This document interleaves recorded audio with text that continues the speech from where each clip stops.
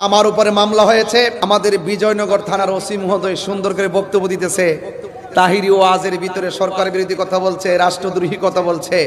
আমি ওসি সাহেবকে বলবো, ওসি সাহেব আপনি যদি বিয়ে করে থাকেন আপনার পরিবার আছে, আপনি যদি বিয়ে করে থাকেন আপনার সন্তান আছে, সন্তানের কসম কেটে বলুন আমি গতকাল বিজয়নগরে 1 সেকেন্ড সরকারের বিরুদ্ধে কথা বলছি কিনা।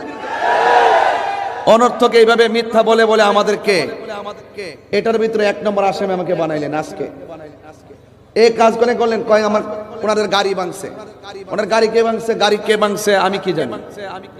আমি একবার বলছি যে হাজার হাজার লোকের মাঝে যখন আপনি এসে বাধা দিবেন বা সন্দেহ তৈরি করবেন, এখানে অনেক ধরনের কাজ হয়ে যেতে পারে। কিন্তু আমি আরেকটা জিনিস আজকে ফলো করেছি, গতকাল মাহফিলে ফলো করেছি। আমি স্টেজ থেকে ওঠার পরে যখন দেখলাম প্রশাসনের গাড়ি, দেখেছি আমাদের মতাদর্শের বাইরের অনেক অপরিচিত পোলাপান এখানে ঢুকছে। কিছু কিছু মানুষ আমাদের মাহফিলে